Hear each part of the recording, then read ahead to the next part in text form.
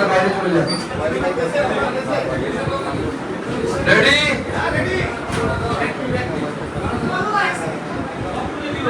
তোমরা কারা টিভি নেই? সকাল থেকে রাস্তায় নাটলি করবে।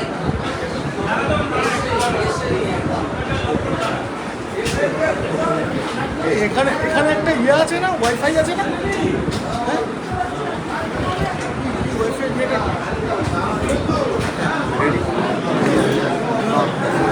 যেটা এখানে পাসওয়ার্ড চেঞ্জ হয়ে গেছে। পাসওয়ার্ড চেঞ্জ করতে চাপ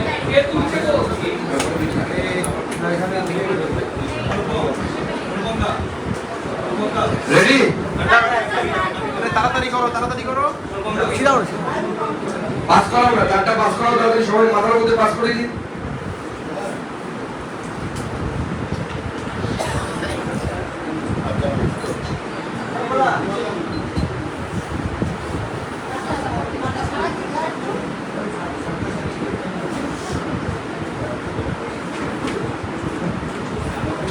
হয়েছে? রেডি?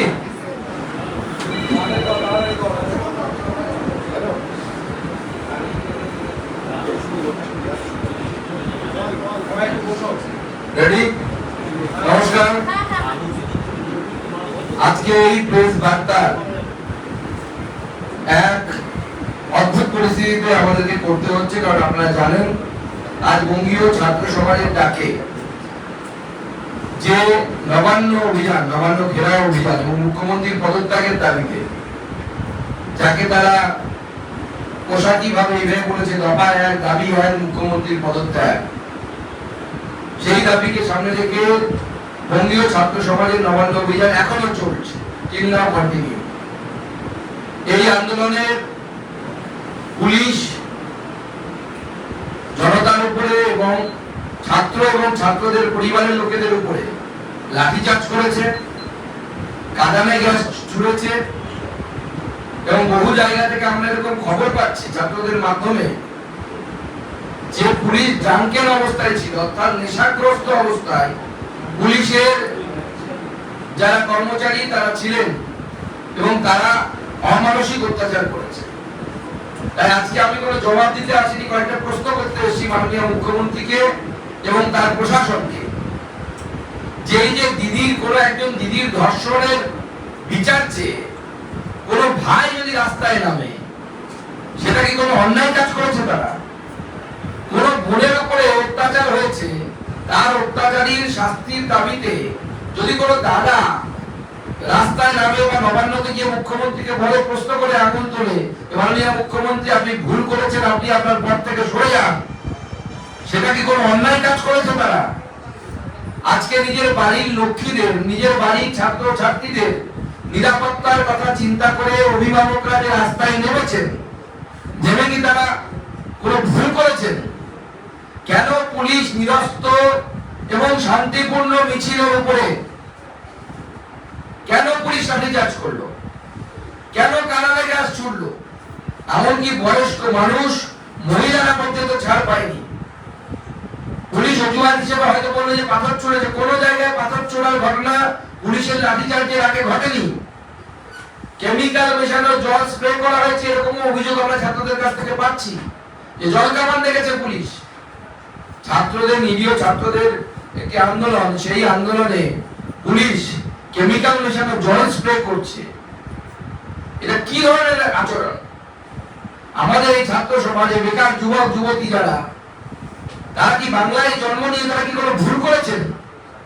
যে চাকরি বিক্রি করেছে তৃণমূল কংগ্রেস, তোলাবাজি করে বাংলার মানুষকে সর্বস্বার্থ করেছে, শিক্ষামন্ত্রী জেলে, প্রাক্তন খাদ্যমন্ত্রী জেলে, বিভিন্ন কেন্দ্রের টাকা চুরি করেছে, এমনকি ভোটাধিকার পর্যন্ত কেড়ে নিয়েছে, মানুষের গণতন্ত্র নেই এখানে। তার বিরুদ্ধে যখন আমাদের ছাত্র সমাজ যখন নামছে, বাংলার ছাত্র সমাজ যখন নামছে, তখন সেই বাংলার ছাত্র সমাজকে মাননীয় মুখ্যমন্ত্রী রক্ত স্নান করাতে চাইছে। মাননীয় মুখ্যমন্ত্রী আর বারবার আঘাত এনেছে। আমি শুনলাম এই দমদমের কাছে একটি মেয়ের নাকি ড্রাঙ্কের অবস্থায় পুলিশ লাঠিচার্জ করে যখন মাথায় বাড়ি দিয়েছে। এখনই খবর পেলাম, আমি অবাক হয়ে গেলাম যে কিভাবে আমরা পুলিশের আচরণ দেখতে পাচ্ছি যে আচরণগুলো মানুষ কোনোভাবে মেনে নিতে পারছে না। এবং যে মুখ্যমন্ত্রীকে এত দমন পীড়ন করে ক্ষমতায় টিকে থাকতে হচ্ছে, সেই মুখ্যমন্ত্রীর কি ক্ষমতায় থাকার কোনো প্রয়োজন আছে কি? আমার তো মনে হয় না সেই মুখ্যমন্ত্রী ক্ষমতায় টিকে থাকার কোনো অধিকার আছে। তাই বাংলার মানুষকে জবাব দেওয়ার সময় এসেছে এবং এই জবাব দিতে হবে। আজকে বাংলার গণতন্ত্র, স্বাধীনতা এবং সুরক্ষা সমস্ত কিছু বিপন্ন। সেই জন্য এই আন্দোলন বিজেপির আন্দোলন, রাম বাম কোন আন্দোলনে মাননীয় মুখ্যমন্ত্রী দেয়াল লিখন করতে পারছেন না। মাননীয় মুখ্যমন্ত্রী দেয়াল লিখন করতে পারছেন না। বাংলার সাধারণ মানুষের আন্দোলন। যে বাবাটি মনে করছে যে আমার বাড়ির মেয়েটি সুরক্ষিত নয়, সেই বাবার আন্দোলন। যে মা মনে করছে আমার বাড়ির মেয়েটি সুরক্ষিত নয়, আমার ছেলের ভবিষ্যৎ সুরক্ষিত নয়, চাকরি নেই, চাকরি চুরি হচ্ছে, তাদের আন্দোলন এই আন্দোলন। এই আন্দোলন জনগণের আন্দোলন। স্বৈরাচারীদের কাছ থেকে, স্বেচ্ছাচারী সরকারের কাছ থেকে বাংলাকে রক্ষা করার আন্দোলন। আজকে আমরা অবাক হয়ে যাচ্ছি পুলিশের আচরণ দেখে। এক ছাত্রের কাছে আমরা খবর পেলাম যে তার সহপাঠী একজন কিবোর্ডের কাছে সে দাঁড়িয়েছিল, তার পেটে টিয়ার গ্যাসের সেল না গুলি লেগেছে, এখন আমরা বুঝতে পারিনি। তাকে হসপিটালে নিয়ে যাওয়া হয়েছে। সেই হসপিটালে নিয়ে গেলে ডাক্তার আঘাত বলবে যে কি পরিস্থিতি তৈরি হয়েছে, আদৌ কি গুলি লেগেছে না টিয়ার গ্যাসের সেল লেগেছে। তো মানুষ কতগুলো জিনিস আজকে কিন্তু পশ্চিমবঙ্গের মানুষ কিন্তু প্রমাণ করে দিল। গত কয়েকদিন আগে তৃণমূল কংগ্রেস বলছিল রাম বামের আন্দোলন, গত পরশু থেকে বামেরা নিজেদেরকে উইথড্র করে দিলেন, বললেন এটা নাকি বিজেপির আন্দোলন, এটা নাকি আরএসএস এর আন্দোলন, অমুকের আন্দোলন, তমুকের আন্দোলন।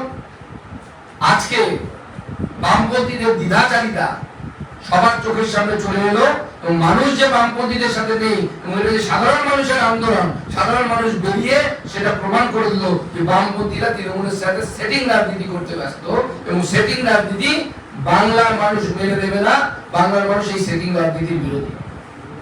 এই বর্তমান পরিস্থিতিতে আমরা আমাদের আন্দোলনকে নতুন ভাবে চিন্তা ভাবনা করতে বাধ্য হয়েছি। সেই আন্দোলন বিজেপির আন্দোলন, যেটা সেই আন্দোলনকে আপনাদের সামনে যে রিভাইজড যে আমাদের এই আন্দোলন সূচি, সেই আন্দোলন সূচি আপনাদের সামনে আমি তুলে ধরতে চাই। এবং মনে রাখবেন এই আন্দোলন স্বৈরাচারকে হারানোর আন্দোলন, স্বৈরাচারীকে হারানোর আন্দোলন এবং গণতন্ত্রকে পুনঃপ্রতিষ্ঠা করার আন্দোলন। আগামীকাল থেকে আমরা ধর্ণা শুরু করব ঠিক করেছিলাম। আমরা আগামীকাল কোর্টের রায় পেয়েছি। 10:30টার সময় আমাদের মামলার শুনানি হবে। পুলিশ আমাদেরকে পারমিশন দেয়নি ধর্মতলায় ধর্ণা করার। কোর্টের পারমিশন নিয়ে হয় আগামীকাল অথবা আগামী পরশু থেকে আমরা আমাদের ধর্ণা চালু করব। ছাত্র সমাজ যেহেতু আহত হয়েছে, ছাত্র সমাজকে আইনি এবং মেডিকেল হেল্প দেওয়ার জন্য আমাদের যে আজকের যে হেল্পলাইন নাম্বার ছিল, সেই হেল্পলাইন নাম্বারকে আমরা পুনরায় চালু করছি। আজকে থেকে চালু থাকবে, এখন থেকে চালু হয়ে যাচ্ছে। যে কোনো ধরনের মেডিকেল হেল্প এবং লিগ্যাল হেল্পের জন্য ছাত্র, যে সমস্ত পরিবারের লোকেরা যারা বাইরে আছে, পুলিশ প্রচুর ছাত্রদেরকে অ্যারেস্ট করেছে, গ্রেফতার করেছে, তাদের লিগ্যাল হেল্প দেওয়ার জন্য ভারতীয় জনতা পার্টির তরফ থেকে হেল্পলাইন নাম্বার চালু করা হচ্ছে। এই হেল্পলাইন নাম্বারে পরিবার থেকে ফোন করে আপনারা আইনি সহায়তা এবং মেডিকেল সহায়তা আপনারা চাইতে পারেন। আমাদের যে মহিলা কমিশন ঘেরাও ছিল তার ডেটকে আমরা পরিবর্তন করছি, কারণ পরিবর্তিত পরিস্থিতিতে অনেকে আজকের আন্দোলনে আহত হয়েছে। আমরা আশা করছি সেই মহিলা কমিশনের আন্দোলনে আমাদের মহিলা মোর্চা নেতৃত্ব দেবে, কিন্তু সমাজের মহিলারা আসবে। আমরা সমাজকে আহ্বান করছি যে আন্দোলন বিজেপির আন্দোলন নয়, এটা সমাজের আন্দোলন। 30 তারিখে, এ মাসের 30 তারিখে আমাদের মহিলা মোর্চা নেতৃত্বে সকল মহিলারা, বিজেপির মহিলা এবং সমাজের যারা মহিলা, যারা চান যে প্রতিবাদ করতে আমরা চাই, যারা হয়তো রাজনীতি করেন না, যারা হয়তো বিজেপিও করেন না, আসুন সেদিন মহিলা কমিশনে আমাদের তালা লাগা অভিযানে আপনারা অংশগ্রহণ করুন। 2রা সেপ্টেম্বর, 2nd সেপ্টেম্বর জেলা শাসকের অফিস ঘেরা মাননীয় মুখ্যমন্ত্রীর ইস্তফার দাবিতে এবং আজকে ছাত্রদের উপর যে অন্যায় হয়েছে সেই অন্যায়ের দাবিতে। 4th সেপ্টেম্বর আমাদের বিভিন্ন ব্লক অফিস, এটা 2nd সেপ্টেম্বর ছিল, সেটাকে আমরা 4th সেপ্টেম্বর করছি। 4th সেপ্টেম্বর দিনভর ধর্ণা ব্লকে যারা কার্যকর্তা তারা করবেন এবং সাধারণ মানুষকে আমরা সেখানে আহ্বান জানাচ্ছি। 6 সেপ্টেম্বর আমরা যেটা ঘোষণা করেছিলাম গত 4 তারিখে ছিল, সেটা 6 সেপ্টেম্বর প্রতিটি মণ্ডলে 12টা থেকে 2টো আমাদের চাক্কা জাম, সেই চাক্কা জাম চলবে। এবং তার সাথে সাথে আজকে যে বর্বরোচিত আক্রমণ হয়েছে, এই বর্বরোচিত আক্রমণের তীব্র নিন্দা করে এবং আমরা আহ্বান জানাচ্ছি যে রাজনৈতিক মতভেদ ভুলে সমস্ত মানুষ পথে নামুন। আগামীকাল ছাত্রদের উপর এই বর্বরোচিত আক্রমণের প্রতিবাদে 12 ঘন্টার বন্ধ, সাধারণ বন্ধ সফল করুন। আগামীকাল বিজেপির ডাকে 12 ঘন্টার সাধারণ বন্ধ সেই আহ্বান দিচ্ছি। এবং এই আহ্বান শুধুমাত্র বিজেপির কর্মী সমর্থক ভোটার তাদের জন্য নয়, আমি সাধারণ মানুষের কাছে হাত জোর করে বলবো যে দেখুন, আজকে যে বাড়ির ছেলের সাথে যে বাড়ির মেয়ের উপরে লাঠিচার্জ হয়েছে, ভাবছেন যে পাশের বাড়ির ছেলের উপর হয়েছে, কালকে সেটা আপনার বাড়ির ছেলের উপরে হবে। আজকে যে ছেলেটি টাকা দিতে না পেরে চাকরি পায়নি, তার চাকরি বিক্রি হয়ে গেছে 15 লক্ষ টাকায় তৃণমূল নেতার দ্বারা, তৃণমূলের দালালের দ্বারা, কালকে আপনার ছেলেটি, যে ছেলেটি পড়ে পড়ে বড় হচ্ছে, স্কুলে যাচ্ছে, কলেজে যাচ্ছে, কালকে তাকে সে তার সম্মুখীন হতে হবে। তাই আমরা সাধারণ মানুষকে বলছি যে আজকে আরজি কলেজ সেই বোনটি, আমার বোন, কারো হয়তো দিদি, কারো হয়তো মেয়ে, সে যেরকম অত্যাচারিত হয়েছে সেরকম কালকে আপনার বাড়ির মেয়েটি অত্যাচারিত হতে পারে। তাই এই বনকে সর্বাত্মক করুন। এই বন স্বেচ্ছাচারী এবং স্বৈরাচারী সরকারের হাত থেকে পশ্চিমবঙ্গকে রক্ষা করার পর এবং গণতন্ত্র, স্বাধীনতা এবং আমাদের সুরক্ষা, আমাদের ধর্মীয় সুরক্ষা এখানে থাকছে না, স্বাধীনতা থাকছে না, মত প্রকাশ করতে পারছে না মানুষ। আজকে করে এত বড় ঘটনা ঘটে গেছে, ভয়ে কেউ বলতে পারছে না, সাহস নেই মানুষের। এটাকে গণতন্ত্র বলে। এই গণতন্ত্র প্রতিষ্ঠার জন্য আগামীকাল 12 ঘন্টার বনকে সর্বাত্মক পথে পরিণত করুন। আমি ভারতীয় জনতা পার্টির সমস্ত কর্মীদেরকে, বিধায়ক, সাংসদ থেকে শুরু করে সমস্ত জনপ্রতিনিধিদেরকে এবং পদাধিকারীদেরকে এখান থেকে আহ্বান জানাচ্ছি যে আগামীকাল মানুষের কাছে যান, হাত জোর করে মানুষকে বলুন যে কালকের দিনটা একটু কষ্ট করুন, কালকে আপনার বাড়ির মেয়ের কথা চিন্তা করে, আপনার বাড়ির সন্তানের কথা চিন্তা করে 12 ঘন্টার সাধারণ বন্ধ সফল করুন। আমার এরকম বলার ছিল। সবাইকে নমস্কার, সবাইকে ধন্যবাদ। সকাল 6টা থেকে বিকেল 6টা, 12 ঘন্টার পর সাধারণ বন্ধ রাজ্য জুড়ে।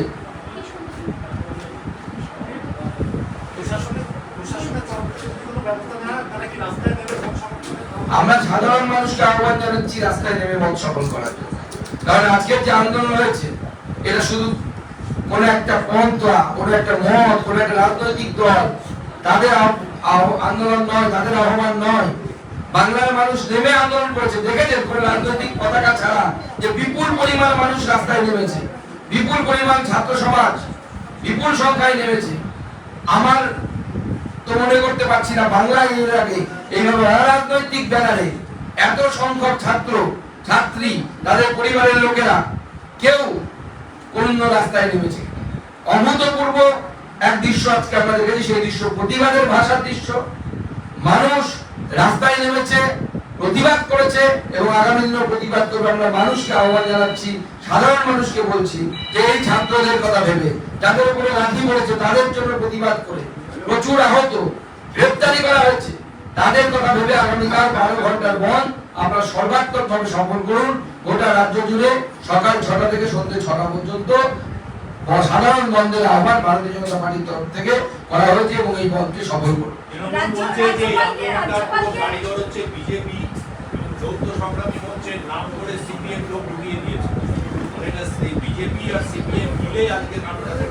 সিপিএম তো ঘোষণা করে দিয়েছে তারা এর মধ্যে নেই। সিপিএম তো গত পরশু তো পরিষ্কার করে দিয়েছে যে আমরা এই ছাত্র আন্দোলনে নেই। তারা নাকি আরএসএস কি সব গন্ধ পাচ্ছে। এত গন্ধ কোথায় পায় ওটা বুঝতে পারি না। যে পচা দুর্গন্ধটা বেরোচ্ছে নবান্ন থেকে, সেই গন্ধটা পাচ্ছে না। সেটিং ফিশ ফ্রাইয়ের গন্ধে সেই গন্ধ ঢাকা পড়ে যাচ্ছে। শুধু ফিশ ফ্রাইয়ের গন্ধ তারা পাচ্ছে, মহা করছে। বামরা হচ্ছে তৃণমূলের এপিট আর ওপিট। তৃণমূল এবং বাম এরা হচ্ছে সেটিং রাজনীতি করে, বিজেপি সেটিং রাজনীতি করে না। আর বিজেপির আন্দোলন এটা নয়। তবে আমাদের বিরোধী দল তৃণমূল কংগ্রেস যেভাবে বিজেপি করছে এরপরে মনে হচ্ছে আমরা বাধ্য হয়ে নবান্ন অভিযানের দাগ দেবো এবং দেখাবো যে বিজেপির নবান্ন অভিযান হলে কি হতে পারে। তখন এসব ব্যারিকেড কিচ্ছু থাকবে না। এবং আজকে যেভাবে কয়েকটা দৃশ্য দেখলাম যে পুলিশ দৌড়ে পালাচ্ছে, তখন সব পুলিশ দৌড়ে গিয়ে নবান্নে গিয়ে আশ্রয় নিবে। কিন্তু অর্জুন সিং আর কৌস্তব বাগচি কিন্তু ছিলেন আজকে আন্দোলনে। তাদেরকে কেউ আহ্বান জানিয়েছে, তারা গেছে। কিন্তু বিজেপির প্রমুখ নেতারা এই আন্দোলনে কেউ যায়নি, কিন্তু সবাইকে আহ্বান ছিল। আমরা তো বলেছিলাম ছাত্র সমাজ তো সব রাজনৈতিক দল অধীর চৌধুরী থেকে শুরু করে সবাইকে আহ্বান জানিয়েছিলেন, তাদের মনে হয়েছে তারা গেছেন। বিজেপির কোনো নেতা অফিসিয়ালি এটাতে পার্টিসিপেট করবে না। কালকে যখন ছাত্ররা প্রেস মিট করে তখন তারা বলেছিল যে আমরা বলছি যাতে কোনো নেতা না থাকে। কিন্তু আজকে আমাদের কাছে খবর আছে জেলাগুলো থেকে ধরুন আরামবাগ থেকে মধুসূদন বাগ আপনাদের এমএলএ, ও একটা লিড করে একটা ডেলিগেশনকে এনেছে। চুঁচুড়া হুগলি থেকে ছোট ছোট যারা নেতা মন্ডলে তারাও এনেছে। দেখুন আপনারা তো এই আন্দোলন দেখলেন, আপনারা দেখেছেন ব্যারিকেড ভেঙেছে আমাদের ছাত্ররা, আমাদের রাজ্যের ছাত্ররা ব্যারিকেডের উপরে উঠে জাতীয় পতাকা নিয়ে তারা আন্দোলন করছে। কোথাও দেখেছেন বিজেপির এমএলএরা ভেঙেছে? তারা কোনোখানে হয়তো এসছে সাহায্য করার জন্য, কিন্তু সব থেকে বড় কথা বিজেপি ঘোষিত আন্দোলন নয়। বিজেপির ঘোষিত আন্দোলন হলে তার আকার আর বহর কি হবে আপনারা বুঝতে পারছেন। বিজেপি এই আন্দোলনের সাথে লিগালি এবং মেডিকেল হেল্প দেওয়ার জন্য আমরা আছি, কিন্তু সংখ্যা লোক পাঠানো এসবের মধ্যে বিজেপি কোথাও ছিল না। বঙ্গীয় ছাত্র সমাজ তাদের নিজের ক্ষমতায় তারা কাউকে আহ্বান জানিয়েছে। অনেকে হৃদয় থেকে মনে করেছে আমাদের আন্দোলনে সামিল হওয়া প্রয়োজন, তারা চলে গেছে। রাজ্যপালকে রাষ্ট্রপতি শাসনের জন্য সুপারিশ জানানো হয়েছে, আবেদন করা হয়েছে। কে করেছে? শুভেন্দু অধিকারী মাননীয় বিরোধী দলনেতা ওনাকে জানিয়েছেন। বিরোধী দলনেতার কাজের মধ্যে পড়ে এটা। আগামী দিনে রাজ্যপাল তার সিদ্ধান্ত নেবেন এবং আগামীকাল বন্ধ, এই বন্ধকে সফল করুন। কিন্তু আজকে আন্দোলনকারীদের কাউকে দেখে তো ছাত্র বলে মনে হলো না, সবাই মানে খুবই বয়স্ক। আপনি কালকের জন্য অপেক্ষা করুন, কালকে আপনি ছাত্র দেখতে পাবেন। মধ্যমগ্রামে একটা ঘটনা ঘটেছে, একজন যুবক ট্রাফিক সিগন্যাল ভেঙেছে বলে তাকে সিভিক পুলিশ মারধর করেছে। সঙ্গে সঙ্গে এলাকার লোক জড়ো হয়ে যতজন ট্রাফিক পুলিশ সিভিক পুলিশ ছিল সবাইকে উল্টো মারধর করে দিয়েছে। মনে হচ্ছে কোথাও যেন একটা ডিসওবিডিয়েন্স মানে অসহযোগ। এই প্রশাসনের উপরে মানুষের বিশ্বাস চলে গেছে, আর কিভাবে থাকবে বলুন না। এই যে মূল অভিযুক্ত যে ধরা পড়েছে সঞ্জয় যে বাইক নিয়ে ঘুরে বেড়াতো, সঞ্জয়ের বাড়িতে গিয়ে বাইক পেয়েছে সিবিআই, সেই বাইক রেজিস্টার করা আছে কলকাতা পুলিশের সিপির নামে। তারপরেও মানুষ বিশ্বাস রাখবে? রাখা উচিত এই পুলিশের উপরে। আজকে যেভাবে বেশ কয়েকজন অভিভাবক এসেছিলেন যারা আক্রান্ত হয়েছেন, আমরা টিভিতে যতটুকু দেখেছি, সেই অভিভাবকদের যেভাবে আক্রান্ত হতে দেখেছি, যেভাবে মারতে দেখেছি পুলিশকে, তারপরে আপনারা মনে করেন পুলিশের উপর মানুষের ভরসা থাকবে? বাঙালি ভালো সভ্য জাতি, শিক্ষিত জাতি বলে চুপ করে আছে, নাহলে রাস্তায় তৃণমূল নেতাদেরকে ধরে কান ধরে উদ্ঘোষ করানো। সমাজত একটা প্রশ্ন, বড়বাজারে আজকে দেখলাম কামদুনির প্রতিবাদী মুখ টুম্পা কয়া, তাকে তৃণমূল আশ্রিত দুষ্কৃতীরা মিলে হামলা করেছিল এবং পুলিশ টুম্পা কয়াকে তুলে নিয়ে গেল। দেখুন বহু জায়গায় তৃণমূল কংগ্রেস দুষ্কৃতীদেরকে মিছিলে ঢুকিয়েছে। আমরা হাওড়ার ক্ষেত্রে খবর পেয়েছি যে আন্দোলনকারীদের পেছন থেকে তৃণমূল কংগ্রেসের দুষ্কৃতীরা ইট পাটকেল মেরেছে এবং তাদের পোশাক আশাক থেকে চেনা যাচ্ছিল যে তারা এই ছাত্র আন্দোলনের লোক না। এবং একজন বোম নিয়ে হামলাকারীকে আন্দোলনকারীরা ধরে বোম মারছিল, যে পুলিশের হাতে তুলেও দিয়েছে, তার ভিডিও আছে, চাইলে আপনারা আমাদের কাছ থেকে নিয়ে নেবেন। সবাইকে ধন্যবাদ, বাকিটা বলেন।